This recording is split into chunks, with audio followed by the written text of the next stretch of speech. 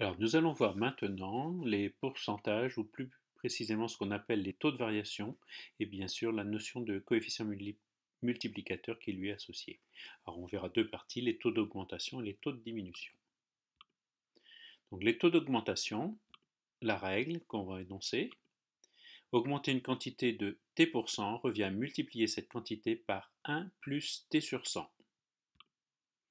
1 plus t sur 100 est appelé le coefficient multiplicateur associé à une augmentation de t%. Voyons tout cela à partir d'un exemple. Damien écoute les informations et entend que le prix de l'essence va augmenter de 7% le mois prochain. Sachant que le prix actuel est de 1,35 € le litre, Damien se demande combien il devra payer le litre d'essence le mois prochain. Les données du problème: prix initial de l'essence 1,35 €, taux d'augmentation 7%. Déterminons la valeur du coefficient multiplicateur, à savoir la forme 1 plus t sur 100, ce qui nous donne 1 plus 7 sur 100 égale donc 1 plus 0,07, puisque bien sûr 7 divisé par 100 ça fait 0,07, ce qui donne 1,07 comme coefficient multiplicateur. Calculons maintenant le prix après augmentation. Donc le prix augmenté est égal au prix initial fois le coefficient multiplicateur. Donc le prix augmenté, PA, est égal à 1,35, le prix initial, fois le coefficient multiplicateur de 1,07, ce qui nous donne 1,44. Conclusion: le prix de l'essence après 7% d'augmentation est passé à 1,44 € le litre. Deuxième partie, le taux de diminution. La règle: diminuer une quantité de t% revient à multiplier cette quantité par 1 moins t sur 100 cette fois-ci.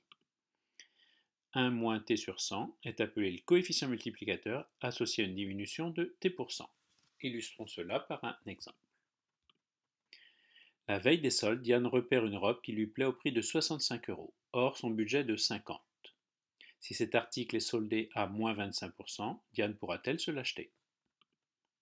Les données de l'exercice: prix initial de la robe 65 €, taux de diminution qu'on dit aussi taux de solde 25%, montant du budget 50 €. Déterminons la valeur du coefficient multiplicateur, qui est de la forme cette fois-ci 1 moins t sur 100, ce qui va donc nous donner 1 moins 25 sur 100. C'est égal donc à 1 moins 0,25, ce qui nous donne 0,75, coefficient multiplicateur de la diminution. Déterminons maintenant le prix soldé. Le prix soldé est égal au prix initial fois le coefficient multiplicateur, ce qui nous donne donc prix soldé 65 fois 0,75, ce qui donne 48,75. Conclusion: avec son budget de 50 €, Diane pourra s'acheter cette robe au prix soldé de 48,75 €.